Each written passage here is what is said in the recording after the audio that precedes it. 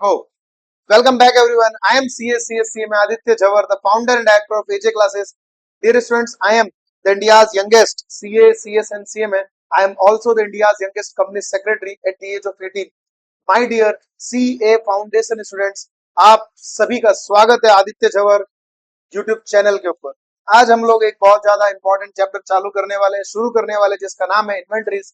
ये चैप्टर न सिर्फ आपके फाउंडेशन में इंपॉर्टेंट है, बल्कि आपको अगर इंटरमीडिएट या सीए में इंटरमीडिएट अगर आप कर रहे हो तो उनके लिए भी ज्यादा चैप्टर इंपॉर्टेंट। शुरू करें, चलिए। इन्वेंट्री, सबसे पहले अपन समझेंगे कि बेटा इन्वेंट्री का मतलब क्या होता है, कितने प्रकार की इन्वेंट्री होती है। ठीक है, so there are two types of concerns in this world. दुनिया में दो प्रकार के कंसर्न होते हैं। कंसर्न मतलब बिजनेस फर्म्स, एक जो मैन्युफैक्चरिंग का काम करते हैं, दूसरे जो ट्रेडिंग का काम करते हैं। एक जो मैन्युफैक्चरिंग का काम करते हैं, दूसरे जो ट्रेडिंग का काम। जो मैन्युफैक्चरिंग वाले होते हैं उनकी इन्वेंट्री, इन्वेंट्री का मतलब होता है स्टॉक। ठीक है, जो स्टॉक है वो कौन कौन सा होता है? पहला रॉ मटेरियल होता है, दूसरा डब्ल्यूआईपी होता है, तीसरा फिनिश गुड्स होता है, चौथा स्टोर एंड स्पेयर्स होता है, और पांचवा पैकिंग मटेरियल होता है। मतलब जो मैन्युफैक्चर करते हैं, लेट्स से फॉर एग्जांपल हम ये रिमोट मैन्युफैक्चर करते हैं, तो हमारे पास रॉ मटेरियल के नाम पे क्या होगा? प्लास्टिक होगा, छोटे छोटे रबड़ के वो होंगे।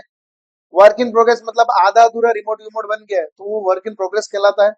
फिनिश गुड्स पूरा एकदम रिमोट बन के तैयार है, ठीक है, अभी डिस्पैचिंग के लिए तैयार है, ये फिनिश गुड्स है। स्टोर्स एंड स्पेयर्स मतलब छोटे मोटे जो मशीनों के अंदर लगते हैं वो सारे टुकड़े, ठीक है, फॉर एग्जाम्पल नट बोल्ट वट बोल्ट ये सब। और पैकिंग मटेरियल तो आपको पता ही है, बबल रैप आता है, कार्टून का बॉक्स आता है, थर्माकोल शीट आती है, वो सब पैकिंग मटेरियल के अंदर आता है। तो मैन्युफैक्चरिंग में इतने प्रकार की इन्वेंट्री आप लोग रखते हैं। ट्रेडिंग वाले बात करें, ट्रेडिंग वाले के यहाँ क्या होता है? तुम माल देते हो, वो अपना मार्जिन चढ़ाता है, आगे भेज देता है। मतलब ट्रेडिंग वाले के यहाँ सिर्फ और सिर्फ ट्रेडिंग गुड्स होता है। मतलब उसके पास एक्चुअली पूरा एकदम तैयार पैको पैक मटेरियल पैक होकर आता है। मान लो आया 200 रुपए में, 100 रुपए मार्जिन चढ़ाएगा, 300 में आगे बेचते हैं। तो इसके पास सिर्फ और सिर्फ ट्रेडिंग गुड्स होते हैं, ट्रेडेड गुड्स, और इनके पास हर हर प्रकार की इन्वेंट्री होती है। अब यहाँ पर आती है, ये तो हमने बात करी कंसर्न की और कितने प्रकार की इन्वेंट्री उसकी।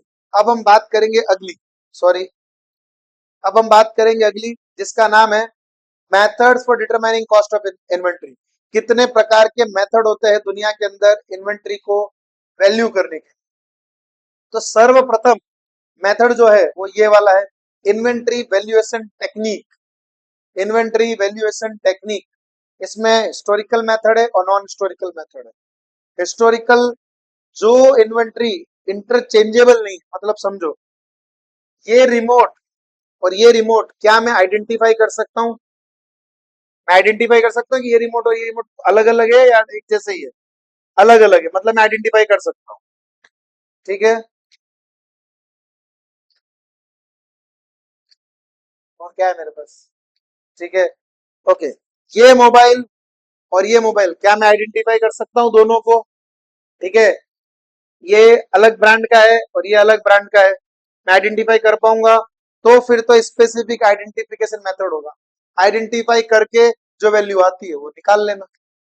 बट कोई चीज जो आइडेंटिफाइबल नहीं, जैसे ऐसे तुम्हारे पास 500 रिमोट है, आइडेंटिफाई कर सकते हो कौन सा है, क्या है? सब एक जैसे ही दिख रहे हैं, कौन सा कब आया पता चल रहा है? तो नहीं। तो ये होता है जिसका नाम है इन्वेंटरी ऑर्डिनरीली इंटरचेंजेबल, जिसको आप इंटरचेंज कर सकते हो। तो इसमें अलग अलग मेथड होते हैं, फीफो होता है, लिफो होता है, वैम होता है, अलग अलग प्रकार के मेथड होते हैं। पहला है फीफो, लिफो, वैम। ये क्या है समझाएंगे आगे तुमको। अगला है जिसका नाम है non historical cost method. Historical cost मतलब एक कॉस्ट लग चुकी है किसी जमाने में, जिसको आप कॉस्ट के अकॉर्डिंगली वैल्यू करो। एक होता है नॉन हिस्टोरिकल कॉस्ट, इसके अंदर जो कॉस्ट होती है वो आइडेंटिफाइबल नहीं होती प्रॉपरली, आपको कैलकुलेट कर करके निकालनी पड़ती है। इसमें कई बार इवन रिवर्स भी जाना पड़ता है, मतलब सेलिंग प्राइस से कॉस्ट की तरफ। तो ये इसे कहते हैं एडजस्टेड सेलिंग प्राइस। क्लियर है यहाँ तक? कोई डाउट है यहाँ तक? उम्मीद करते हैं नहीं होगा। अब यहाँ पे लिखा हुआ है बेसिस ऑफ इन्वेंट्री वैल्यूएशन, ये आप बचपन में सीखते आए हो 11th के अंदर, AS2 अकाउंटिंग स्टैंडर्ड 2, ठीक है, एज इश्यूड बाय ICAI। उसके अंदर ये क्लियरली मेंशन्ड है कॉस्ट और NRV whichever is lower. Cost का मतलब जितनी उसकी लागत है। लेट से मेरे को कोई गुड 100 रुपए में पड़ा, हालांकि मार्केट में वो बिक रहा है अभी 90 रुपए पे, तो वैल्यू कितने पे होगा? 90 रुपए पे, क्योंकि विच एवर इज लेस। वहीं अगर अपन बात करें, कॉस्ट है 100 रुपए का, कॉस्ट है 100 रुपए का, मार्केट में 110 का बिकता है, तो वैल्यू कितने पे होगा? 110 पे, 100 पे? 100 पे, विच एवर इज लेस। क्योंकि अकाउंट्स कहता है अगर फ्यूचर में नुकसान होने वाला है, अकाउंट्स कहता है फ्यूचर में नुकसान होने वाला है, तो बेटा अभी के अभी रिकॉर्ड करो। और फ्यूचर में तुमको दिख रहा है फायदा होने वाला है, अभी नहीं, बात जब हो जाए तब। तुम फेल होने वाले हो, ठीक है, डर लग रहा है, तो फिर अभी के अभी पढ़ाई करो आज से। तुम्हें पूरा भरोसा है कि नहीं, मैं तो पास ही हूँ, मेरा कुछ नहीं हो सकता, मेरा कोई बिगाड़ नहीं सकता, तो ऐसा और कॉन्फिडेंस में आ जाने का। ऐसा तो भी क्या है, पढ़ाई तो करनी ही है। तो वही चीजें, पास होने वाले अभी से खुशी मत मनाओ, जिस दिन रिजल्ट है उस दिन मनाना, क्या पता लुढ़क गए तो। लेकिन कंफर्म में फेल होने वाले हो, क्या लग रहा है? पढ़ाई अभी से चालू कर दो, तैयारी अभी से चालू कर दो, दुख मनाना अभी से चालू कर दो। बस वही गणित इनकी भी है, ठीक है। इन्वेंट्री कुछ ऑर्डिनरी कोर्स ऑफ बिजनेस में for sale in the ordinary और फॉर प्रोडक्शन। मतलब एक होता है जो अपन को आगे बिजनेस में वापस काम आने वाली इन्वेंट्री, एक होती है जो हमको प्रोडक्शन में काम आने वाली। देखेंगे आगे, कोई दिक्कत नहीं है अभी। और यहाँ पे क्या क्या दिया हुआ है, प्रॉफिट पे वो पूछ रहा है क्या फर्क क्या पड़ता है, इनकम के ऊपर क्या फर्क। लेट्स से क्लोजिंग इन्वेंट्री अगर ओवर स्टेटेड है, अबे तू खुद समझ, ये है ट्रेडिंग अकाउंट, क्लोजिंग स्टॉक इधर आता है। अगर ये 100 की जगह 120 दिख रहा है, तो 20 रुपए से प्रॉफिट बढ़ गया तेरा, नेट इनकम तेरी क्या हो जाएगी? इंक्रीज हो जाएगी।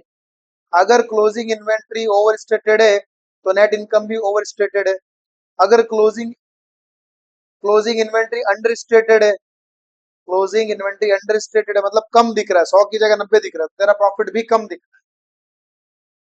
ओपनिंग में उल्टा होता है, ये ओवर स्टेटेड है, ये अंडर स्टेटेड, ये अंडर स्टेटेड, ये ओवर स्टेटेड। समझाता हूँ कैसे। देखो, ओपनिंग स्टॉक 100 की जगह 120 रुपए दिख रहा है, 100 की जगह 120 दिख रहा है, मतलब डेबिट बढ़ गया। डेबिट बढ़ने की वजह से प्रॉफिट क्या हो जाएगा? कम हो जाएगा। हो गया उल्टा, मतलब ये ज्यादा ये कम। यही अगर 100 की जगह 80 दिख रहा है, मतलब ये कम दिख रहा है, मतलब प्रॉफिट ज्यादा हो जाएगा। ओपनिंग स्टॉक में उल्टा नियम होता है, क्लोजिंग स्टॉक में सीधा सीधा नियम होता है, ठीक है। चलिए, बाकी इसकी ज्यादा थ्योरी पढ़ने की आपको ऐसे जरूरत नहीं है, क्योंकि एग्जाम पे सिर्फ और सिर्फ प्रैक्टिकल आएगा, कंफर्म है, आता ही आता है यूजुअली तो, ठीक है। अब अकाउंटिंग स्टैंडर्ड 2 क्या कहता है? अकाउंटिंग स्टैंडर्ड 2 कहता है बॉस, अकाउंटिंग स्टैंडर्ड 2 क्या कहता है? अकाउंटिंग स्टैंडर्ड 2 कहता है इन्वेंट्री जब अपन निकालते हैं, जब अपन इन्वेंट्री की कॉस्ट निकालते हैं, कैलकुलेट करते हैं, तो उसमें अपन को क्या क्या चीजें शामिल करनी चाहिए। पहला बोलता है कॉस्ट ऑफ परचेज शामिल करना चाहिए, दूसरा कॉस्ट ऑफ कन्वर्जन शामिल करना चाहिए, और बाकी other cost. Cost of purchase का मतलब आपने जितने में माल को खरीदा, गुड्स को खरीदा, लेट से कॉस्ट ऑफ परचेज में जो परचेज प्राइस है वो तो है ही है, मतलब मान लो ये गुड्स है, इसको 100 रुपए में खरीदा, वो तो है ही है। इसके अलावा कोई भी प्रकार की इसके ऊपर ड्यूटी है, कोई भी प्रकार का इसके ऊपर टैक्स है, फ्रैट इनवर्ड है, कोई भी अदर खर्चे जो इसके परचेज के टुवर्ड डायरेक्टली हम एट्रीब्यूट कर सकते हैं, वो सारे खर्चे इसमें जोड़ दिए जाएंगे। इसमें से क्या माइनस किया जाएगा? जो भी प्रकार का डिस्काउंट है, जो भी प्रकार का रिबेट है, जो भी प्रकार का ड्यूटी ड्रॉबैक है, वो सब इसमें से माइनस किया जाएगा। ड्यूटी ड्रॉबैक का मतलब क्या होता है? सरकार ने तुमको तुम्हारा टैक्स वापस रिफंड कर दिया, अरे भाई फायदा हो गया ना, फिर तो तेरे माइनस कर फिर तो, ठीक है। ऑल अदर सिमिलर आइटम जो भी है वो कॉस्ट ऑफ परचेज में इंक्लूड होंगे, कुछ फायदे है वो कॉस्ट ऑफ परचेज में माइनस। रिपीट, ठीक है, कोई भी प्रकार की ड्यूटी पे करी है वो forms part of the inventory, ठीक है। कोई भी प्रकार की अगर आपने ड्यूटी टैक्स पे करा है, it forms part of your cost, hence included. समझ रहे आप? समझ में आ रही है बात? जैसे 100 रुपए का कोई सामग्री खरीदा है, उस पर 18% जीएसटी है, तो तेरे लिए तो 11,800 का ही है, 10,000 का मत समझ, वो तेरे लिए 118 रुपए का ही है। उसके अलावा आता है कॉस्ट ऑफ कन्वर्जन। कन्वर्जन में क्या होता है? कन्वर्जन बोले तो ये था दूध, ये बन गया पनीर। तो पनीर बनाने में क्या ऐसे ही हो गया वो? बहुत मेहनत लगा है, लेबर लगा है, उसके अंदर अदर प्रोसेस लगी है, सब जोड़ना पड़ेगा। तो लेबर का पगार लगा है, जोड़ो। अदर प्रोसेस लगी है, मशीनों की कॉस्ट लगी, सब जोड़ना पड़ेगा। तो कन्वर्जन के अंदर वो बोलता है प्रोडक्शन के वक्त सबसे ज्यादा इंपॉर्टेंट होता है लेबर। तो आपका जो लेबर लगा है वो भी उसकी कॉस्ट में शामिल हो जाएगा। ठीक है, उसे कन्वर्जन कॉस्ट कहते हैं। और बाद में आती है अदर कॉस्ट। भाई फैक्ट्री में बहुत सारे खर्चे लगते हैं, माल लाने तक का जो खर्चा है सारा। गुड्स पड़ा था उधर गोडाउन में, तुम यहाँ पे लाए, तो जो अनलोडिंग का चार्जेस है वो भी इंक्लूड होगा। फैक्ट्री के ओवरहेड वो भी इंक्लूड होंगे। फैक्ट्री का कोई भी खर्चा है वो भी इंक्लूड होगा। हाँ, कुछ ऐसा खर्चा है जो तुम्हारे इन्वेंट्री का पार्ट, जैसे फॉर एग्जांपल तुमने स्टाफ को सैलरी चुकाई, ऑफिस वाले, जो तुम्हारा ऑफिस स्टाफ है उसको तुमने क्या चुकाई? सैलरी चुकाई। तो इसका मतलब वो तो बेटा फैक्ट्री का खर्चा थोड़ी था, वो तो पीएनएल का खर्चा है। वो कहाँ जाएगा? पीएनएल में जाएगा, और क्या। तो इसलिए वो नहीं जुड़ेगा। बाकी सारे खर्चे जिसको अपन इनडायरेक्ट ओवरहेड्स कहते हैं, इनडायरेक्ट ओवरहेड्स, फैक्ट्री ओवरहेड्स, सारे के सारे खर्चे इसमें क्या हो जाएंगे? जुड़ जाएंगे। ठीक है, डायरेक्ट ओवरहेड्स तो है ही है, डायरेक्ट एक्सपेंसेस तो है ही है, डायरेक्ट ओवरहेड्स तो है ही है। इसके अलावा भी कोई ऐसे खर्चे हैं जो कहने के लिए तो इनडायरेक्ट है, बट वो जरूरी थे for the purpose of production, it will be added. अब क्या क्या चीजें माइनस होती है आओ देखते हैं। एक्सक्लूसिव, एक्सक्लूसिव मतलब this should not be included. Exclusion का मतलब होता है this should not be included. कौन सा? बोले सर ये नॉट इंक्लूडेड। नॉट इंक्लूड ज्यादा इंपॉर्टेंट है, इसको स्टार मार्क कर लेना। Abnormal amount of wastage. What is normal, what is abnormal? Normal का मतलब होता है बॉस, तुम 100 लीटर पेट्रोल लेके आए, पूरा 100 लीटर मिल जाएगा तुमको? तो मान लो तुमने अहमदाबाद से 100 लीटर पेट्रोल मंगाया, एग्जैक्ट 100 लीटर मिल जाएगा तुमको वापस? नहीं मिलेगा। क्या हो? थोड़ा बहुत तो उड़ जाएगा ना, एवापोरेट हो जाएगा। तुम अगर फॉर एग्जाम्पल 10 किलो आम लेके आए हो, एग्जैक्ट 10 किलो आम तुमको मिलेंगे वापरने में? नहीं। क्या होगा? थोड़े बहुत आम तो सड़े हुए निकलते हैं ना, तुम भी तो मान के चलते हो कि 10% आम तो सड़े हुए निकलेंगे। तो तुमने जो पैसा चुका एक्चुअली 90% के लिए चुका है। अब मान लो तुमने सोचा था 10% आम सड़े हुए, लेकिन आम निकले 15% सड़े, 5% एक्स्ट्रा हो गए। ये जो 5% एक्स्ट्रा है, अब आगे बढ़ते हैं। Abnormal amount of wastage. Abnormal क्या होता है देख समझ। मैंने बताया ना, तो कभी नॉर्मल मतलब जो मान के चलते होना ही होना, कुछ होता है एक्स्ट्रा हो गया। मान लो गाड़ी पलट गई, सारा तेल बिखर गया, सोचा था गाड़ी पलटने का, एबनॉर्मल। तो ये कॉस्टिंग में नहीं जुड़ेगा प्रोडक्ट की, ये जाएगा पीएनएल के खर्चा। स्टोरेज कॉस्ट, फॉर एग्जाम्पल के तौर पे तूने वो कॉस्ट स्टोरेज के लिए लगाई, वेयर हाउस में रखा हुआ है माल, नहीं जुड़ेगा।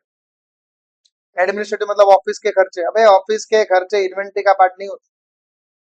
ऑफिस के खर्चे इन्वेंट्री का पार्ट नहीं होता, पीएनएल का होता है। Selling and again this was not necessary for the purpose of production. only those expense only those expense will be included in the cost of the inventory, those which are extremely necessary for the purpose of the production. Okay, ये सब यहाँ पे इसका explanation भी दिया हुआ है। Normal wastage अगर होता है वो इंक्लूड होता है, एबनॉर्मल नहीं होता है, एडमिनिस्ट्रेटिव नहीं होता है, सेलिंग एंड डिस्ट्रीब्यूशन नहीं होता है, स्टोरेज कॉस्ट नहीं होता है। ठीक है। NRV, what is this NRV? NRV, net realisable. सबसे पहले तो रियलाइजेबल वैल्यू को समझे। रियलाइजेबल वैल्यू का मतलब क्या होता है देख समझ। उस गुड्स को आज मैं अगर बेचने निकलूं तो कितना पैसा मुझे मिल जाएगा, उसका सेलिंग सेलिंग प्राइस मतलब मार्केट वन। बोले सर 10,000 तो मिल ही जाएगा, ये रियलाइजेबल।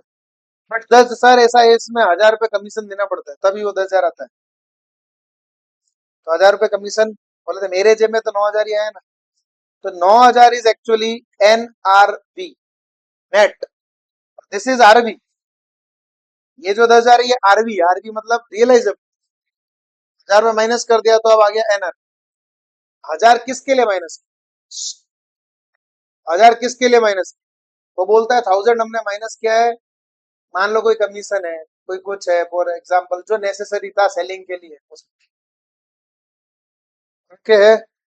अभी बचपन में आपने सीखा था कॉस्ट ऑफ गुड्स सोल्ड का formula opening plus purchase minus closing is equal to COGS, cost of goods sold,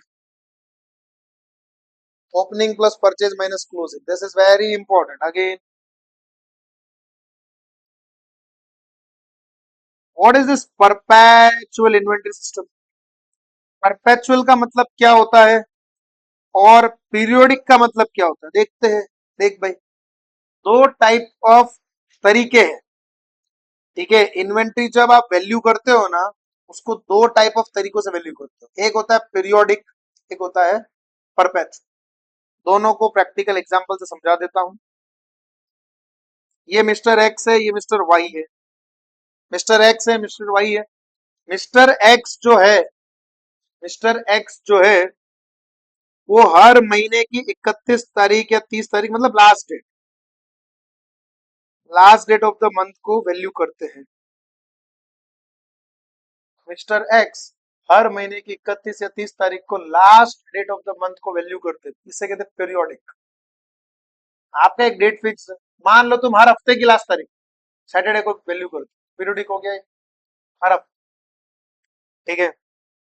ये पीरियोडिक है, हर period wise. Perpetual, what is this perpetual? Perpetual perpetual चलता ही जाता है, चलता ही जाता है। After each and every receipt inventory value होती है। After each and every receipt inventory देखा था, after each and every receipt inventory देखा जाता है, ठीक है। माल गया, देखा, माल आया, देखा, माल गया, देखा, माल आया, देखा, माल गया, देखा, माल आया, देखा। मतलब ये परपेचुअल चलता रहे, मतलब इसमें कोई ऐसा 3 महीने में, 1 महीने में, ऐसा रोज एवरी ट्रांजेक्शन पे इन्वेंट्री चेक होती है। जैसे डीमार्ट है, डीमार्ट का इन्वेंट्री क्या होता है, वो क्या ऐसा देखता है, जैसे काम करते 10 दिन बाद देखेंगे एक साथ। उसका तो जैसे इधर से बिल बनता है तुरंत इन्वेंट्री वहां से माइनस हो जाती है। जैसे बिल बना तुरंत इन्वेंट्री माइनस, जैसे माल आया तुरंत इन्वेंट्री प्लस। उसका तो हर एक बिल पे पता चल जाता है इन्वेंट्री, समझ रहे हो, उसका हर एक बिल पे इन्वेंट्री पता चल जाता है कितना है, ठीक है। तो होता है परपेचुअल सिस्टम। कार वाले जैसे हर 10 दिन बाद करेंगे क्या, आज कार आई है, 100 कार थी, एक कार आ गई 101 में, कल 2 कार बेच दी 99 में। रोज का रोज, एवरी डे इन्वेंट्री रोज का रोज मेंटेन जब हो जाती है perpetual, after each and every receipt and payment, मतलब सॉरी इश्यू, तब वो इसमें चला जाता है। इसमें कुछ माइनसेस है, लिमिटेशन है, पीरियोडिक के लिमिटेशन बता रहा हूँ। सबसे पहला बॉस, देख भाई, तू फिजिकल इन्वेंट्री साल में एक बार लेगा, 2 बार लेगा तो चोरी होने के चांसेस ज्यादा रहते हैं। पिल्फरेज का मतलब, यहाँ पे एक पिल्फरेज वर्ड दिया हुआ, देख, ये तो था यार, ये रहा पिल्फरेज। पिल्फरेज का मतलब छोटी मोटी चोरी। अभी तेरे पास 10,000 साड़ी है, एक साड़ी गायब हो गई, कुछ पता चलना है? जो चोर है, चोर मतलब तुम्हारा स्टाफ है कोई भी, मान लो एक साड़ी गायब कर देता है, उसको पता है सेठ तो हर महीने की आखिरी तारीख को चेक करेगा, तब साड़ी डाल देंगे वापस, फिर वापस निकाल देगा, ठीक है। तो उसने 1 महीने तक तो क्या तुमको उल्लू बनाया पूरा। बाई चांस मान लो तुम चेक ही नहीं करते इन्वेंट्री को, गायब, गायब, गायब। जब अगर तुम इन्वेंट्री को चेक नहीं करोगे तब क्या लफड़ा होता है, माल गायब हो जाता है, पता भी नहीं चलता, छोटी मोटी चोरी। किराने वाले की दुकान है, उसके यहाँ स्टाफ है ना, सेठ गायब है, जो उसका स्टाफ है वो क्या करेगा, थोड़ी सी दाल ले लेगा, इतनी सी, थोड़ा सा चावल ले लेगा, थोड़ा सा गेहूं, रोज का इतना इतना गायब करेगा, पता चलना है सेठ को, कुछ पता, इतना सारा बोरे में से कुछ इतना सा चला भी गया रोज रोज, कुछ पता चलना है? मैं तो कहूँ आधा किलो भी गायब हो गया तो पता चलेगा, चेक करेगा वो, भैया अभी था 10 किलो वजन था, अभी आया हूँ वापस 9.5 किलो है, 100 आइटम, कैसे चेक करेगा? तो ये तो पिलफरेज, इसे कहते हैं पिलफरेज, छोटी मोटी चोरी। लेकिन अगर तुम हर ईच एंड एवरी रिसिप्ट पे तुम्हारा इन्वेंटरी ऑटोमेटिक चेक होता जा रहा है, स्टाफ डरेगा, बोले सर को पता चल जाता है। Physical count of the goods requires closure of normal business, मतलब जब तुम काउंटिंग करोगे तब तुम धंधा चालू नहीं रख सकते, मतलब तुमको उस दिन के लिए शटर गिराना पड़ेगा और पूरा माल चेक करना पड़ेगा। आप लोग देखते हो कई जगह बड़ी बड़ी जो दुकान है वो बोलते हैं आज दुकान बंद है, आज हमारा रेगुलर रूटीन चल रहा है, दुकान बंद रखते हो। ऐसे मान लो कोई साड़ी वाला पड़ा, महीने में एक दिन दुकान बंद रखता है, वो चेक करता है, बोले आज इन्वेंटरी कितना है, पूरा चेक करता है उस दिन, तो उस दिन नॉर्मल ऑपरेशन बंद करने, इसके महीने से ही अपना धंधा चला गया आज का पूरा। Inventory control is not possible, control possible नहीं है। मैंने जो बोला चोरी करना कर सकता है, थोड़ा थोड़ा गायब हो जाए क्या पता चलता है, ठीक है, बस वही है। परपेचुअल, अरे भैया तुरंत अभी के भी बदल जाता है तुरंत, तो चोरी करना खत्म, कंट्रोल आसान हो गया, बस ये सब फायदे है इसके। दोनों का डिफरेंस बिटवीन दिया हुआ है, चाहो तो पढ़ना, चाहो तो पढ़ सकते हो। अब आता है फॉर्मूला, ठीक है, ये Hindi question, this is very easy question. Cost और NRV whichever is lower, cost और NRV whichever is lower, तो पी के अंदर कौन लोअर कौन है?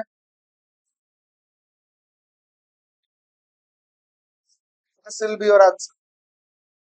38 29, मतलब टोटल करके मत कर देना, बोले सर हम तीनों का टोटल कर दिया, इन तीनों का टोटल कर दिया, फिर जो कम पड़ा वो देख लिया, इन तीनों का टोटल कर दिया, इन तीनों का टोटल कर दिया, जो कम पड़ा वो देख लिया, नहीं स्पेसिफिक एक एक का देखना है, अक्कल लगाना थोड़ी, हो सकता है इसका टोटल कम आ जाए, इसका ज्यादा आ जाए, ठीक है, तीनों का टोटल करके नहीं करता है, अलग अलग एक एक का निकाल। This is your answer. अब आता है method of inventory. Method of inventory क्या होता है बॉस, देख समझ, मेथड ऑफ इन्वेंट्री का मतलब होता है तरीका, कि हम लोग इन्वेंट्री को कैसे वैल्यू करेंगे। तो उसमें सबसे पहला सर्वप्रथम है, उसका नाम है बेटा फीफो। फीफो, फीफो क्या होता है फीफो? बोले सर फीफो का मतलब फर्स्ट इन फर्स्ट आउट, ठीक है, समझाते हैं तुमको। तुम फॉर एग्जाम्पल किसी लाइन में लग गए, ये भंडारा चल रहा है, या टेबल लगा हुआ है, इधर बहुत सारे देखो खाने दिख रहे हैं तुमको, क्या है बताओ, पहले वाले में क्या दिख रहा है तुमको? सलाद। दूसरे वाले में क्या दिख रहा है तुमको? पहले ही पानी। सलाद, सलाद के बाद for example papad, very good. अब ये क्या दिख रहा है? रोटी, सब्जी, दाल, चावल, मिठाई। छाछ का अलग काउंटर है, ठीक है। अभी फॉर एग्जाम्पल के तौर पे ऐसी लाइन लगी हुई है, ये लाइन लगी हुई है, ठीक है, इसमें फॉर एग्जाम्पल अलग अलग लोग ऐसे खड़े क्यू में, तो बताओ ये सबसे लास्ट वाले को पहले मिलेगा या सबसे पहले वाले को पहले मिलेगा? सबसे पहले वाले को पहले मिलेगा, मतलब ये इन हुआ, फर्स्ट इन, ये निकल गया out, first in first in first out, जो पहले आएगा पहले पाएगा, ठीक है। अब फॉर एग्जाम्पल के तौर पे दूसरा एग्जाम्पल, ये फर्स्ट इन फर्स्ट आउट समझ आ गया, जो पहले आएगा वो पहले पाएगा।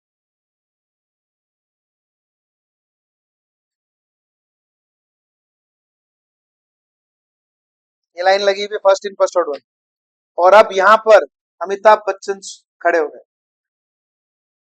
अब ये यहाँ पे अमिताभ बच्चन खड़े हो गए, ठीक है, यहाँ पे थे ये एक्चुअली, ये यहाँ पे थे, फिर यहाँ से चले गए यहाँ पे चले गए, फिर बोलते हैं ये आए थे लास्ट में एक्चुअली, सबसे लास्ट, बट ये यहाँ पे जाके खड़े हो गए, बोलते हैं हम जहां से खड़े होते हैं लाइन वहीं से शुरू हो जाती है। अब यहाँ पे अमिताभ बच्चन खड़े हो गए, अब हम जहां से खड़े होते हैं लाइन वहीं से शुरू हो जाती है, इसका मतलब ये लास्ट में आके भी पहले लेके चले भी जाएंगे, ये लास्ट में आके भी पहले लेके चले जाएंगे, तो ये हो गया लास्ट इन फर्स्ट आउट, जो छेले आया वो पहले पा रहा है। अब इन्वेंट्री में भी यही सिस्टम होता है, इन्वेंट्री में भी क्या होता है, यही सिस्टम होता है। बोले क्या होता है सर? देख भाई, ये गुड्स है, ये गुड्स है, ये गुड्स फॉर एग्जाम्पल के तौर पे 1 तारीख को एक एक को आया था, फिर अगला गुड्स लेट से फॉर एग्जाम्पल 2 2 को आया, फिर 3 3 को आया, फिर 4 4 को आया, ऐसा महीने वाइज बता रहा हूँ। अभी फॉर एग्जाम्पल अगर तुम माल बेचोगे और फर्स्ट इन फर्स्ट आउट को फॉलो कर रहे हो, तो पहले कौन सा माल बिकेगा? एक एक वाला माल पहले बिकेगा, उसके बाद दो दो वाला माल माल बिकेगा, फिर तीन तीन वाला माल बिकेगा, चार चार वाला माल बिकेगा। ठीक है।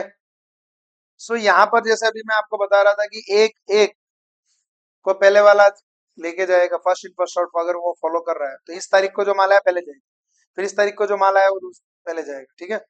लेकिन यही अगर लास्ट इन फर्स्ट आउट होता, लिफो अगर मेथड फॉलो कर रहे होते तो क्या होता, चार चार का पहले जाएगा, फिर तीन तीन का, फिर दो दो का, ऐसा उल्टा होता। सही है, समझ गए बात को। तो करे शुरू, पहला नंबर क्वेश्चन देखिए, फटाफट देखेंगे इधर ध्यान से एकदम। इलस्ट्रेशन नंबर 2 आपकी स्क्रीन के ऊपर ये रहा। A manufacturer has record of purchases of a condenser which he uses while manufacturing radio sets. अलग अलग तारीखों को माल आया है, दिसंबर 4 को, दिसंबर 10 को, दिसंबर 11 को, दिसंबर 19 को, दिसंबर 28 को, अलग अलग डेट्स को माल आया है। अलग अलग क्वांटिटीज आप लोगों को दी हुई है, 900 क्वांटिटी, 400 क्वांटिटी, 300, 200, 800, टोटल 2600 क्वांटिटीज आई है। अलग अलग प्राइस दी है। दिसंबर 4 को जो माल आया था वो 50 का भाव का था, दिसंबर 10 को जो माल आया वो 55 के भाव का था, दिसंबर 11 को जो माल आया वो 55 के भाव का, और ऐसे अलग अलग तारीखों को अलग अलग भाव का माल है। टोटल मैंने 1600 यूनिट जो इश्यू करे, कितने यूनिट इश्यू करे मैंने, 1600 यूनिट्स मैंने इश्यू कर दिया। मतलब मेरे पास आया माल 2600, 1600 मैंने इश्यू कर दिया, तो बचा कितना होगा, 1000 यूनिट्स मेरे पास बच गए। बस ये 1000 का मुझे क्या करना है, वैल्यूएशन। अब ये भाई बोल रहे फीफो के हिसाब से हुआ है, फीफो के हिसाब से, तो फीफो के हिसाब से हुआ है, तो ये पहले सबसे पहले ये माल दिया होगा, तो ये काट दो, फिर ये माल दिया होगा, काट दो, 900 400 कितना हो गया, 1300 हो गया, फिर ये माल दिया होगा, हो गया 1600 पूरा। अब बचा कौन सा, इसका मतलब सिर्फ ये दो, मतलब माल अपने पास 200 इंटू 60 का भाव 12,000, और 800 इंटू 47 का भाव कितना है भाई, 37,600, मतलब टोटल मेरे पास 49,600 की इन्वेंट्री बाकी होगी एज पर द फीफो। ये आपको निकालना 49,600, हो गया आंसर। Very tough. अब आता है last in first out, same question को कंटिन्यू करेंगे। अलग अलग तारीख को माल गया है, ध्यान से देखेंगे एकदम, अलग अलग तारीख को माल गया है। रेडी, कैसे 1600 गया है, लेकिन बोले दिसंबर 5 को 500 गया है, दिसंबर 20 को 600 गया, दिसंबर 29 को 500 गया। लास्ट इन फर्स्ट आउट, मतलब जो लास्ट में आएगा वो पहले जाएगा। रेडी है, इसमें अलग अलग प्रकार की कॉलम बनती। सबसे पहले डेट का, तेरी तो डेट का कॉलम बनेगा, उसके बाद अगला जो कॉलम बनेगा वो रिसिप्ट का कॉलम बनेगा, उसके बाद अगला कॉलम बनेगा वो इश्यू का कॉलम बनेगा, और उसके बाद अगला कॉलम बनेगा बैलेंस का कॉलम बनेगा। यहाँ સુધી कोई डाउट तुमने, उम्मीद तो है नहीं होगा। क्या हम आगे बढ़े, देखिए बॉस, 4 तारीख को जब भी माल आएगा, जब भी माल आएगा तो रिसिप्ट में लिखना, जब भी माल जाएगा तो इश्यू में लिखना। ठीक है। अभी फॉर एग्जांपल 4 तारीख को पहला गुड्स आया था 950 के भाव का, 45,000 टोटल वैल्यू हुआ उसका, 950 के भाव का 45,000 उसका वैल्यू हुआ, तो 900 इंटू 50 45,000 बोले तो ये माल हो गया। 5 तारीख को क्या हुआ, अगला इश्यू हो गया। तुमको दोनों डेटा को साइमल्टेनियसली ट्रैक करना, तुमको दोनों डेटा को साइमल्टेनियसली ट्रैक करना, इश्यू वाला भी और रिसिप्ट वाला भी, दोनों। तो 4 तारीख को माल आया 950 का भाव 45,000, और 5 तारीख को माल गया 550 के भाव। ये 50 आया कहां से, इसी का, इसी में से। मतलब पुराना वाला माल मेरे पास कितना बचा हुआ है, 400। पुराना वाला माल मेरे पास कितना बचा हुआ है, 400। 900 माइनस 500, 450 का भाव 20। ठीक है, बढ़ू आगे। फिर 10 तारीख को नया माल आया 455 के भाव का 22,000, 450 और 455 के भाव का मेरे पास माल पड़ा है। 450 के भाव का है, 455 के भाव का है। 11 तारीख को फिर गुड्स आया 355 के भाव का, 16,500, मतलब मेरे पास अभी 3 गुड्स पड़े हैं। उसके बाद अगला जो माल आया था वो सीधा कब आया था, चेक करते रुक जाओ। उसके बाद अगला जो माल आया था वो कब आया था, सीधा 19 तारीख को आया था। देखो, तो उसके बीच में देखते कुछ इश्यू विश्यू हुआ है क्या। हाँ सर, नहीं सर नहीं हुआ है। सीधा 20 तारीख को इश्यू है, मतलब 19 का भी माल आ गया, ये आ गया माल। आया सुधी डाउट है तुमने का एकदम श्योर। आगे बढ़ू। आपको कुछ भी नहीं करना है, तारीखें देखनी है, लिखते जाना इसका इतना भाव का माल आया, इसका इतने भाव का माल आया। ठीक है, अब आगे की बात को सुन। 20 तारीख को माल गया, 20 तारीख को माल गया, कितना गया, 600 गया। 20 तारीख को माल गया, 600 गया। 600 कैसे जाएगा आओ देख। लास्ट इन फर्स्ट आउट क्या बोला है, लास्ट इन मतलब जो छेले था वो पहले जाएगा, जो छेले था वो पहले जाएगा, समझे। तो सबसे लास्ट में कौन सा था, 200, गया पहले 200। फिर टोटल 600 था ना, तो 300 और हुआ, गया 300। और ये 400 में से कितना है, 100 हो जाएगा, मतलब इसमें कितना बच गया अभी भी, 300। और ये पहले वाला तो पड़ा ही है। ठीक है, ठीक है, नहीं आया वे समझ में तो तुरंत पूछने का। ठीक है, ऑनलाइन वाले बच्चे भी तुरंत, अगर आपको समझ में आ रहा है तो अच्छी बात है, नहीं आ रहा है तो तुरंत पूछने। Okay, should we proceed further now.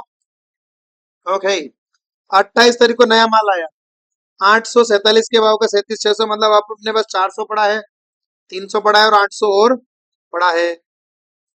उसके बाद 29 तारीख को माल गया, कितना गया, 500 गया सीधा। फॉलो कौन सा कर रहे हैं अपन, मैं लास्ट इन फर्स्ट। तो ये लास्ट में 800 वाला आया था, इसमें से 500 चला गया, बचा कितना, 347 का भाव, और ये दोनों तो पड़े ही थे। ठीक है, हो गया, ये टेबल बनानी पड़ती, इजी है। यही अगर फर्स्ट इन फर्स्ट आउट होता तो तुम क्या करते, जो पहले था वो पहले काट देते, फिर बचा हुआ माल पड़ जाता। लास्ट इन फर्स्ट आउट में आपको क्या करना है, लिफो के अंदर जो लास्ट में जो माल आया था ना, लास्ट में जो गुड्स आए थे उन्हें पहले निकालो, उन्हें पहले निकालो, जो लास्ट में गुड्स आए थे उन्हें पहले निकालो, याद रहेगा इतना।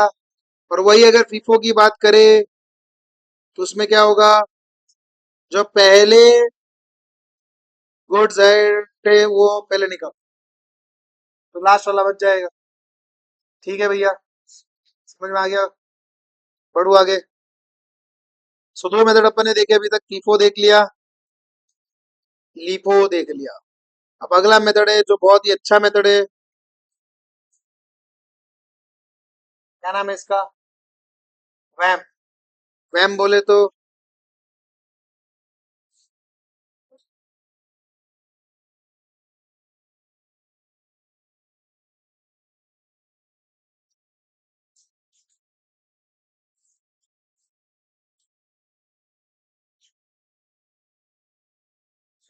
ठीक है, आओ वैम देखते हैं।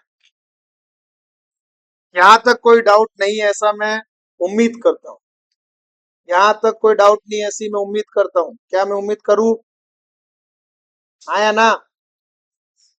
अगर ना बोला तो वापस पढ़ाऊंगा पूरा। ठीक है, चलो, सिंपल सिंपल, सिंपल सिंपल है। प्राइस बोला है ना, सिंपल एवरेज प्राइस, मतलब जितनी भी तुम्हारे पास प्राइस थी, कौन कौन सी प्राइस थी तुम्हारे पास, 50, 55, 55, 60, 47, एवरेज मार दो इसका, 53,400 बच गए, खत्म। सिंपल, बड़ा ही सिंपल है, क्या करने का, जो प्राइस थी सभी का एवरेज कर दो, 5 डिवाइड बाई 5 इंटू जितने माल बचा है, 1000 बचा है, 1000 से मल्टीप्लाई करके निकाल दो।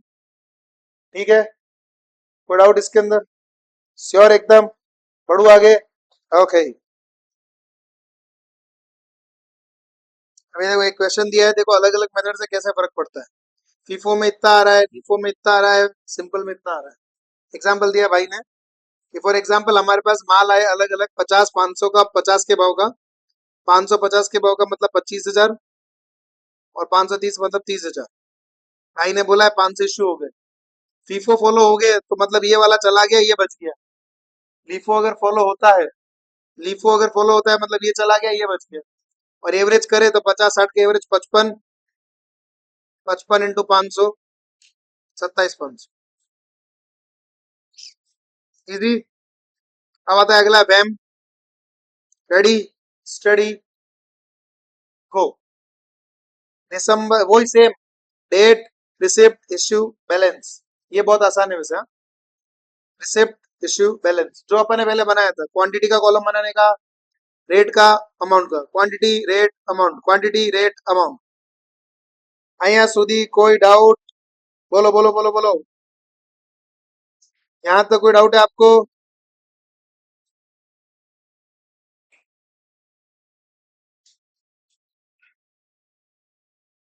यहाँ तक कोई डाउट? आया ना?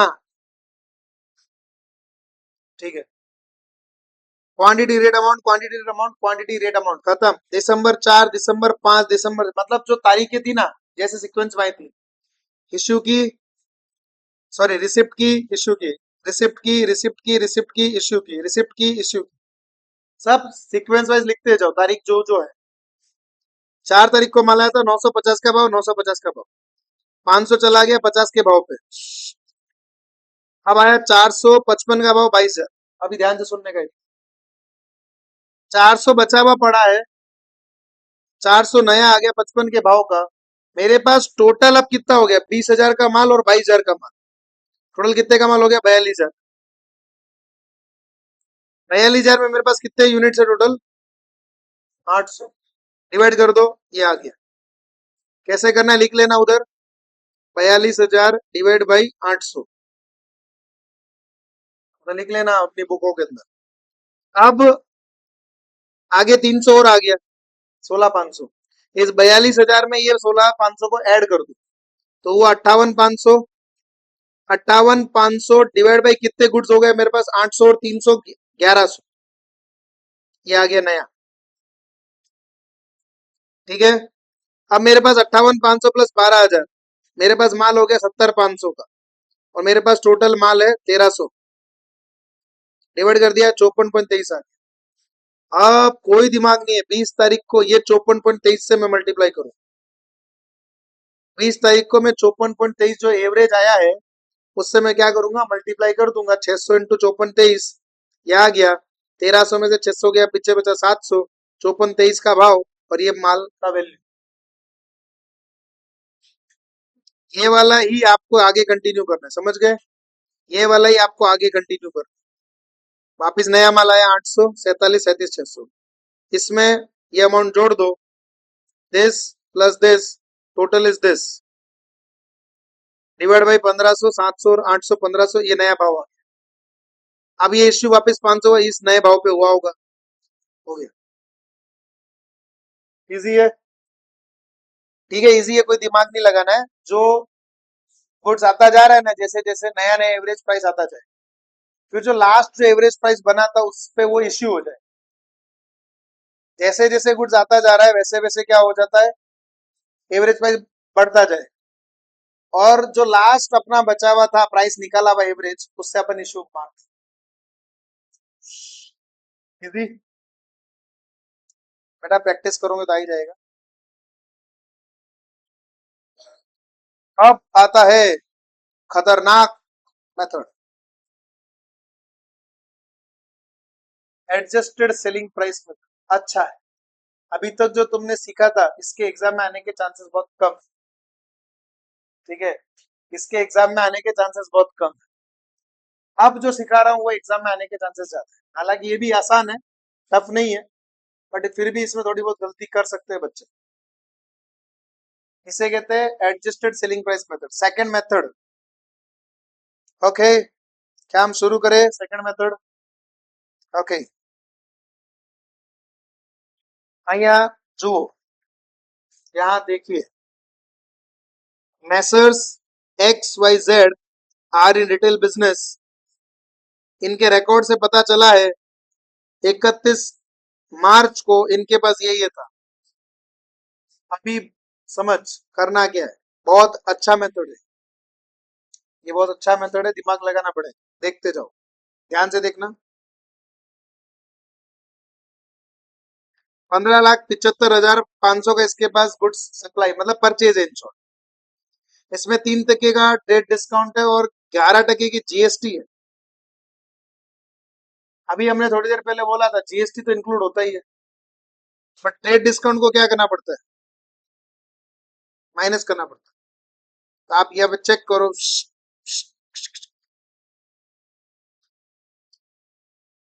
ठीक है। 15,75,500 में से अपन क्या करेंगे, जो ट्रेड डिस्काउंट है उसको माइनस कर देंगे। अपने पास नेट परचेज आ गया 15,28,235, 15,28,235। यहां तक कोई डाउट नहीं होगा इसमें क्या करा है। अब इसमें इसने बोला है 11 टका जीएसटी। मैंने थोड़ी देर पहले बोला था जीएसटी को क्या करना पड़ता है, इंक्लूड करना। कर दिया इंक्लूड, देख लो बेचारों, हो गया लॉ का क्लास चालू है। 1,68,106 रुपए का अपन ने 11 टका से जीएसटी को ऐड कर दिया। 1,68,106 से अपन ने क्या कर दिया, इसको ऐड कर दिया, तो अपने पास 16,96,341 रुपए परचेज आ गई। आई रिपीट वंस अगेन, इसको करना है माइनस, इसको करना है प्लस। क्लियर है यहां तक। जीएसटी की बजाय हो सकता है आपको वो लोग नया नाम से टैक्स दे देंगे, ड्यूटी बोल देंगे, एडिशनल टैक्स बोल देंगे, सेल्स टैक्स बोल देंगे। टैक्स कोई भी हो प्लस ही कर। क्लियर है यहां तक, लिख लो, टैक्स कोई भी हो प्लस करो, टैक्स कोई भी हो प्लस करो, ठीक है। डिस्काउंट, रिबेट, ठीक है, ड्यूटी ड्रॉबैक, लिख लो लिख लो, ड्यूटी ड्रॉबैक सब माइनस करो। અહીંયા સુધી કોઈ डाउट નથી? સારું।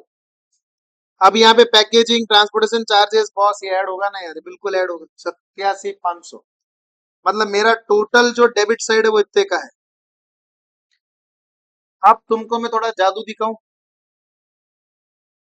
बोलो जादू देख रहे हैं क्या तुम लोगों को? ओके, वेरी गुड, जादू देखना चाहिए। ये है एजे मेथड। अभी तक मैंने बुक का कराया था, पर अब मैं एजे मेथड करा रहा हूँ।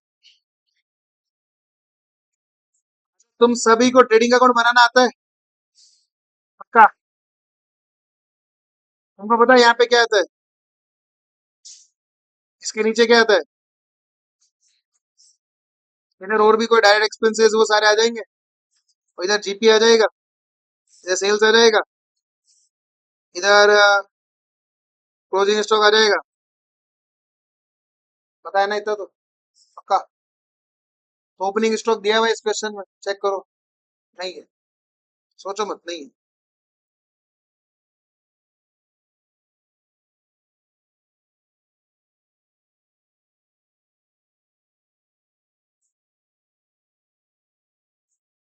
देखो, सेल्स दिया हुआ है, क्या मैं सेल्स लिख दूं इधर? कितने की सेल्स? 22,45,500। अच्छा, ये जो मैं बता रहा हूँ ये वर्किंग नोट में बनाना है तुमको, मैं बताऊंगा पूरा कैसे बनाना है वो, इससे बहुत आसान हो जाएगा। मैं बोला ना टफ है, बट वो बुक के लिए टफ। तुम यार आदित्य झवर के स्टूडेंट्स हो, तुम्हारे लिए कुछ भी टफ नहीं, तुमको सब मैं इजी मेथड सिखाऊंगा। 22,45,500। अब नीचे यहाँ पे देखो क्या लिखा है, sales price of the closing inventory.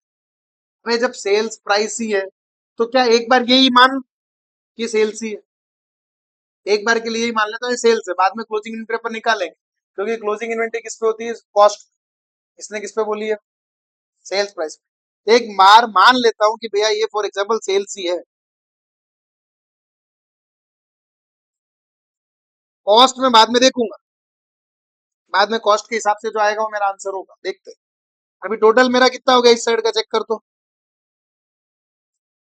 24,80,000, 24,80,500। Okay, opening stock zero था, परचेज मैंने तुमको बोला था कितना आया था, वो 16 लाख समथिंग, नहीं 17 लाख, नहीं 16 लाख, 16,96,341।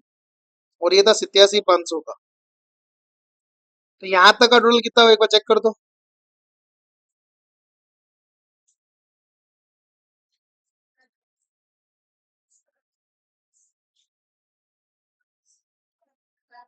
सत्रह तिरासी 841, 17 83 841 जीपी पता चल गया मेरे।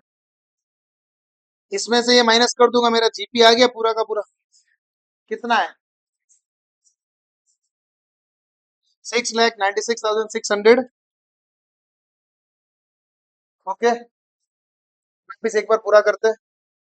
ओपनिंग स्टॉक नहीं दिया हुआ, परचेज ओके, एड एक्सपेंसेस दिया हुआ है ओके, सेल्स दिया हुआ है ओके, क्लोजिंग स्टॉक कॉस्ट पे नहीं दिया, किस पे दिया? Selling price. तो एक बार सेल्स मान ले कि पूरा का पूरा माल बिक गया, तो उस हिसाब से मेरा 24,80,500 इधर का आ रहा है, इधर का टोटल आ रहा है 17,83,841। तो बाकी बचा हुआ मेरा जीपी है। क्या मैं जीपी परसेंटेज को निकाल सकता हूँ अब कि मैं सेल्स पे कितना कमा रहा हूँ? Yes, formula GP upon sales into 100। तो जीपी कितना है? 6,96,659 डिवाइड बाई 24,80,500। टका बोल तो कितना है? इंटू 100 कितना टका है? 28.08। आगे तीन चार डिजिट तक बोलो। 0854।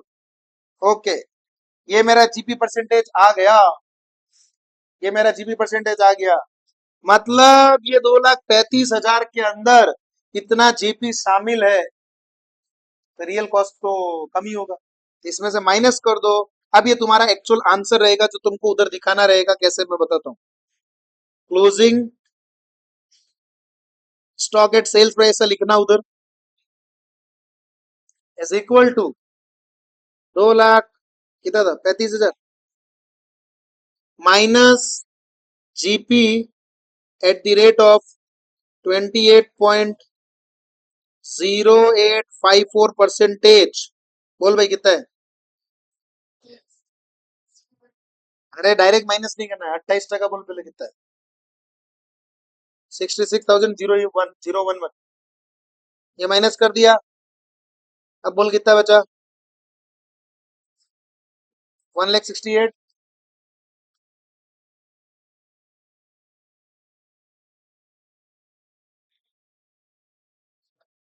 अरे कहाँ चला गया? ये आ गया। ये तेरा एक्चुअल आंसर रहेगा, ठीक है। इसके लिए तू लिखेगा वर्किंग नोट नंबर 1। ये परसेंटेज आया कहां से? बोले वर्किंग नोट नंबर 1 में मैंने बताया कहां से आया, ठीक है। और ये तेरा है value of closing stock at cost. Answer exam में से दिखाने का आंसर 168,989। टुडुम टुडुम टुडुम। ठीक, ऐसा बॉक्स वॉक्स बना देते तो क्या है, चेकर फालतू की पंचायती देखेगा नहीं, सीधा अरे वाह यस राइट चलो 7 में से 7। फालतू की चीजें देखेगा, because I want my checker to focus only on the answer. क्योंकि चेकर जितनी नजरें घुमाएगा कुछ ना कुछ गलती निकाले। तो चुपचाप पहले आंसर दिखा दो। मतलब बाकी देर को ज्यादा पंचायती है तो फिर वर्किंग नोट देख। बाकी अगर आपको ज्यादा पंचायती है तो वर्किंग नोट देख। वर्किंग नोट मैंने बताया बोला मेथड आप फॉलो कर सकते हो। आप चाहो तो बुक का मेथड भी फॉलो कर सकते हो। बुक में प्लस माइनस करके करते हैं, उसमें क्या रहता है कई बार अपन भूल जाते हैं कि इसको प्लस करना है इसको माइनस करना है, कई बार दिमाग से उतर जाए। तो एक आध अगर माइनस प्लस में गड़बड़ हो गया पूरा आंसर गया, 7 मार्क गए। ये आदित्य जवर का मेथड है, इसमें गलती होने के चांस, क्योंकि याद रखना नहीं है। तुमको पता है परचेज डेबिट होता है, सेल्स क्रेडिट होता है, क्लोजिंग स्टॉक क्रेडिट होता है, ये सब तुमको पता है पहले से। बस अपनी जगह पे लिख दो, जीपी निकाल लो, जीपी का परसेंटेज निकाल लो, हो गया। ये वर्किंग नोट नंबर 1 में है और ये मेन आंसर में है। क्लियर है यहाँ तक? समझ गए? चलो चेक करते बुक का आंसर, क्या बुक सही है क्या? हाँ बुक सही है, बुक सही है, ठीक है। इन्होंने कैसे निकाला पूरा मस्त एकदम, ऐसा लग रहा है कुछ कर रहे हैं life. Sales closing minus purchase GP, GP का मार्जिन भी है। ऐसा लगता है we are doing something in our life. ये क्या ट्रेडिंग अकाउंट बना रहे, ठीक है। तुमको जैसा अच्छा लगता है, मेरे को तो कोई दिक्कत नहीं है, तुमको जो अच्छा लगे तुम वैसा कर। चलो अभी अगला क्वेश्चन तुम्हारे सामने मैं तुमको करके बताता हूँ। तुम ही बताओगे इसका आंसर कैसे निकल। रेडी? चलिए सबसे पहले अपन ट्रेडिंग अकाउंट बनाएंगे। चलो, चल भाई, सेल्स दिया भाई क्या? हाँ दिया भाई, लिख दे यहाँ पे। कितना है? 2 लाख। अच्छा अगला क्या है? परचेज। परचेज इधर लिख दूँ, कितना है बोल? ये भी 2 लाख है। अच्छा ओपनिंग कितना है? कुछ नहीं है। क्लोजिंग कितना है? सेलिंग प्राइस पे बोला है। ओ तो कोई बात नहीं। 50, मतलब मेरा जीपी कितना आ गया? जीपी मार्जिन पता चल जाएगा। 50,000 डिवाइड बाई टोटल करना है 2.5 लाख। सेल्स नहीं, ओनली सेल्स नहीं, पूरा 2.5 लाख इंटू 20%। हो गया आंसर। क्लोजिंग स्टॉक 50,000 था, उसमें से 20% रिमूव कर दे, आ गया 40,000 तेरा आंसर है। इजी। ये रहा 40। कैसे किया है वो देख लो। ट्रेडिंग अकाउंट बनाने का ढूंढूं, जीपी निकालने का। जीपी कैसे? 2.5 लाख माइनस 2 लाख, 50,000। आप ये चीज को ध्यान रखना, तुम होशियार बच्चे हो तो गलती कर सकते हो। जीपी मार्जिन तुम क्या करोगे? 50,000 डिवाइड बाई 2 लाख। 2 लाख नहीं करना है, टोटल करना है 2.5। और ये क्लोजिंग वाला और सेल्स वाला दोनों को टोटल करके करना 2.5। इसको स्टार मार्क कर लेना, याद रखना ये चीज। 2.5 करना है क्योंकि उसने उसको सेलिंग प्राइस पे माना है, हम पूरा सेल्स ही मान लेंगे। ठीक है भाई, तुम भी गलती मत करना। उम्मीद करता हूँ तुमको यहाँ तक कोई डाउट नहीं आया होगा। हो गया 40,000 आ गया, बस जीपी मार्जिन खत्म। अब ये तो मैंने ऐसे दिखाया है, तुमको दिखाना ऐसे है जैसा मैंने बताया है। Closing stock at sales price minus GP at the rate of 20% is refer working note number 1, 50,000. Now the value of the closing stock at cost will be this. This is your final answer. Proper ऐसे दिखाने का, मेरी तरह नहीं दिखाने का। मेरा काम है तेरे खुद को समझाने का। ठीक है, मेरे को सिर्फ समझाना है। मैंने ये भी बता दिया प्रेजेंटेशन कैसे करते। ठीक है, तो प्रेजेंटेशन जैसा मैंने बोला वैसे कर। ओके, અહીંયા સુધી को डाउट है तुमने? क्या करे, आगे कंटिन्यू करे या फिर आज के लिए इतना काफी है? बस इतना ही काफी है। Illustration number 8। नौ का लेक्चर चालू है क्या बंद हो गया? अभी से बंद हो गया तो क्या करें, कर ले वे क्वेश्चन और। 9 का लेक्चर मैम ने चालू कर दिया होगा आई थिंक, चेक करता हूँ, रुक जाओ। Now the next question on your screen is illustration number 8। ठीक है, शुरू करें। देखिए इलस्ट्रेशन नंबर 8। अच्छा ऑनलाइन में बेटा किसी को डाउट है तो भैया पूछ लो। ठीक है, ऑनलाइन में किसी को डाउट हो पूछ लो, और अगर डाउट नहीं है तो कृपया चैट बॉक्स में लिखो no doubt, no doubt. Okay, नम्र निवेदन है, नहीं तो मैं आगे नहीं बढ़ू। ठीक है, okay. So now the next question अगर आप चेक करेंगे तो ये रहा इलस्ट्रेशन नंबर 8। थोड़ा पढ़ते हैं पहले एक बार क्वेश्चन, अच्छा है, स्टार मार्क कर सकते हो एक बार।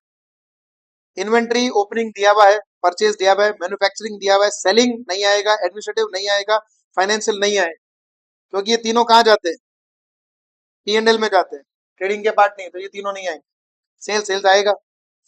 अब ध्यान से सुनिएगा एकदम मेरी बात को इधर।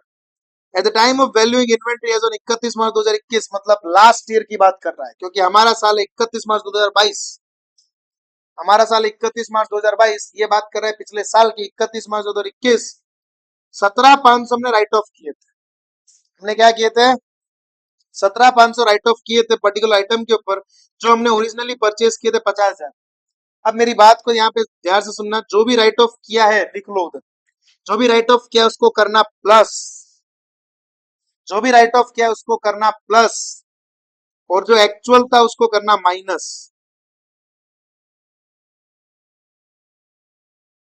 जो भी राइट ऑफ किया उसको करना प्लस, जो एक्चुअल था 50,000 उसको करना माइनस, और inventory sold during the year for 45,000, वो माल हमने बेचा है 45,000। मतलब ये जो सेल है ना बेटा, ये एबनॉर्मल सेल्स। हमने इन्वेंट्री को राइट ऑफ कर दिया था, मतलब हमारे हिसाब से तो इन्वेंट्री थी ही नहीं। 17,500 राइट ऑफ, मतलब हमारे हिसाब से वो जो थी वो आइटम थी 32,500। कैसे 32,500? 50,000 था, 17,500 राइट ऑफ होने के बाद वो बचा 32,500, बट बेचा कितने में? 45,000। प्रॉफिट दिखेगा, बट ये फेक फेक प्रॉफिट है, फेक।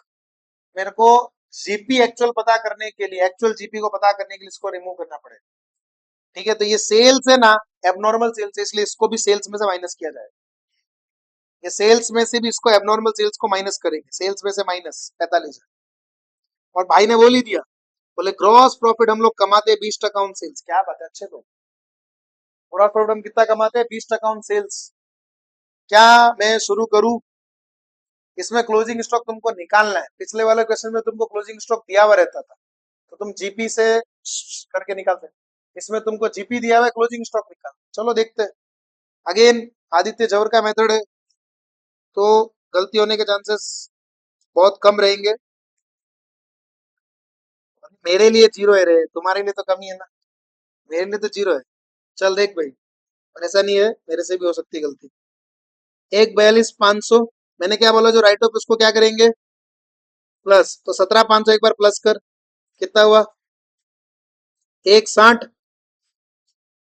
160 में माइनस कर जो परचेज का एक्चुअल था, 50,000। तो नेट तेरा कितना रहा?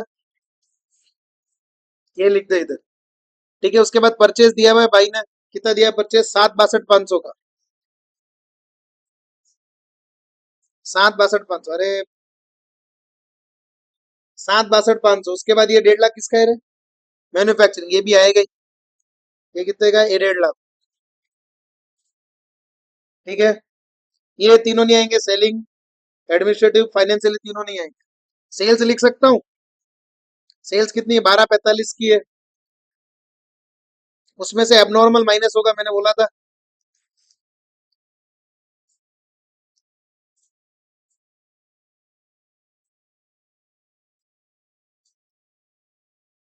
जीपी तुमको बोला था, उसने क्या बोला था?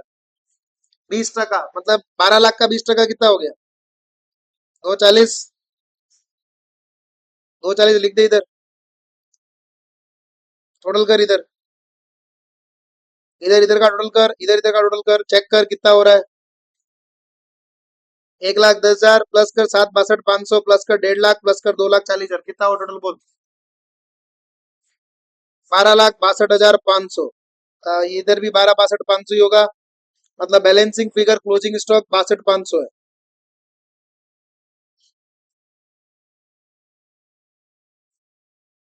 अभी क्यों? कितना है? देखा कितनी मेहनत करवाते हैं लोग। पहले यहाँ पे इन्वेंट्री, फिर यहाँ पे माइनस प्लस, फिर यहाँ पे सेल्स, फिर एबनॉर्मल, ये जीपी, ये प्लस माइनस मेथड है, ये गलती करवाएगा ही करवाएगा, इसलिए इसको काट दो। तो लिखो, मेरा मेथड लिख लेना एक नोटबुक में प्रॉपर, और फिर यहाँ पे लिख देने का, फॉलो एजे सर्स मेथड। मैंने एक दो जगह और भी तुमको बताया था। मैं ऐसे ही पार्टनरशिप में, ऐसे ही आपको अलग अलग जगह पे मेरा मेथड सिखाऊं, बस वही फॉलो करना, और एग्जाम में भी एप्लीकेबल है। ठीक है, एग्जाम में भी बिल्कुल बिंदास एप्लीकेबल है। ठीक है, this is your actual answer. तो यहाँ पे लिख सकते हो फाइनल आंसर में, the value of the closing stock, the value of the closing stock, the value of the closing stock will be rupees 62,500 as calculated above। ठीक है, ये मेथड इक्वली एप्लीकेबल एग्जाम के अंदर, इसमें गलती होने के चांस बहुत कम है। ओपनिंग स्टॉक दिया हुआ है, हो गया आंसर। ठीक है भैया, चलो काट दो, चिंता मत करो। ये अब सेम इलस्ट्रेशन नंबर 9। तुम्हें पता है सेल्स किधर जाता है, तुम्हें पता है परचेस किधर, तुम्हें पता है सेल्स रिटर्न किधर जाता है। इसमें ये 2 पॉइंट नए ऐड हुए अभी। ठीक है, ये 2 पॉइंट शायद मेरे हिसाब से अच्छे हैं। तो यहां से अब अपन 9 नंबर, 10 नंबर, 11 तो चिंदी है, काट दो। ये तो कौन सा है? वही फीफो मेथड फॉलो करना है। ओपनिंग इन्वेंटरी दिया हुआ है, परचेज दिया हुआ है, इशूड दिया हुआ है, परचेज दिया हुआ है, इशूड, तो ये तुमको पता है, रिसिप्ट में लिखोगे, इश्यू में बैलेंस। हो गए 12 नंबर सेम, इसको करना है तुमको वैम से। क्या है? 11 12 तो काट ही दो, ये तो तुम कर ही लेना खुद ही। ठीक है, 9 ऑलमोस्ट तुमको आ तो जाना चाहिए, वैसे ट्राई करके देखना, 9 आ जाएगा, 9 में कुछ नहीं। 10 नंबर तुमको मजा आएगा, इंपॉर्टेंट लिख दो इसको। मतलब पूरे अगर आप इन्वेंटरी चैप्टर में देखो, एक लेक्चर इन्वेंटरी खत्म, each and every concept, each and every question, ठीक है, सब कुछ बता दिया। ये ये तरीका है मेथड का, और कुछ नहीं है रे, ये मेथड का तरीका है। ऑलमोस्ट 1 आवर हुआ होगा, 1 घंटे के अंदर लेक्चर खत्म, कितने हुए? अरे वाह, 1 घंटा 15 सेकेंड, 11 मिनट नहीं, 1 घंटा 15 सेकेंड। वो वाला चल, मेरा एक्चुअल लेक्चर तो ये वाला, ठीक है। 1 घंटा 26 सेकंड के अंदर एग्जैक्ट चैप्टर खत्म करवा दिया, लोग रिवीजन में नहीं करा देता तो। ठीक है, अभी 10वां नंबर कंपैरेटिवली दूसरों से थोड़ा अच्छा है, ठीक है, इसलिए ये एग्जाम में आने के चांसेस, इसको लिख लेना, ये एग्जाम में आने के, बाकी तो तुम एक बार प्रैक्टिस करोगे ना, तुमसे हो भी जाएगा। ठीक है, अब इसके बाद इसके एक्सरसाइज में 2 क्वेश्चन अच्छे हैं। इसके एक्सरसाइज में 2 क्वेश्चन थोड़े अच्छे हैं, इसके एमसीक्यू आज घर पे बैठे बैठे करते जाना। इसके एक्सरसाइज में 2 क्वेश्चन अच्छे थे, वो देखता हूँ कौन सा क्वेश्चन है। हाँ, ये हनुमान भाई वाला एक क्वेश्चन अच्छा था शायद, ये रहा हनुमान, हनुमान, ये हनुमान वाला एक क्वेश्चन अच्छा है, और ये एक क्वेश्चन अच्छा है, ये दो, मतलब third and fourth. Second easy है, वो तो चिंदी है, ये रिटर्न ऑफ वाला है, घर पे कर लेना बैठ के। माल खरीदा, उसने कुछ भी नहीं करा, 60,000 राइट ऑफ करा है, 2 लाख परचेस किया था, बेचा 160 में, जो अभी मेथड कराया था ट्रेडिंग वाला वही सेम, और ये वाला भी चिंदी है। 3 और 4 नंबर और 10 नंबर इलस्ट्रेशन इस पूरे चैप्टर में काम का है। तो शुरुआत क्या होती है, चैप्टर की जो शुरुआत होती है ना, पहला पेज, फर्स्ट पेज, उसी पे लिख देने का illustration number 10, question number 3 and question number 4, वो तुम्हारे को देखने का है, तो ताकि जब तुम रिवाइज करोगे तो तुम्हारी नजर सिर्फ उधर ही जाएगी। पेज फर्स्ट नंबर जो है ना, ये देखो, इस पे यहाँ पे लिख देना इलस्ट्रेशन नंबर 9 10 एक्सरसाइज 3 4, ये इंपॉर्टेंट है, बाकी कुछ भी काम के नहीं है, ऐसा लिख लो। ठीक है, सो उम्मीद करता हूँ आपको आज का पूरा लेक्चर समझ में आया होगा, जो तरीका मैंने बताया वो आपको समझ में आएगा। और इसी के साथ मैं आज का लेक्चर यहीं पे समाप्त करूंगा। अगले जो 4 क्वेश्चन जो इंपॉर्टेंट है वो अगले लेक्चर में करवा दूंगा, और उसके बाद इन्वर्टेड चैप्टर खत्म हो जाएगा। इस चैप्टर का ऑन एन एवरेज 6 से 8 मार्क का वेटेज रहता है, कभी 6 में आता है, कभी 8 में आता है। ठीक है, तो इसलिए हम लोग इस चैप्टर को किसी भी तरह से अफोर्ड नहीं कर सकते कि इसको मिस करें, तो मिस तो करना ही नहीं है इसको। ठीक है, आप लोग अच्छे से लेक्चर देखो, नहीं समझ आया दोबारा देखो, नहीं समझ आया तीसरी बार देखो, नहीं जाएगा वैसे। ठीक है, टाटा, बाय बाय, मिलेंगे अगले लेक्चर के अंदर, तब तक के लिए खुश रहिए, मस्त रहिए, और एजे क्लासेस को फॉलो करते रहिए।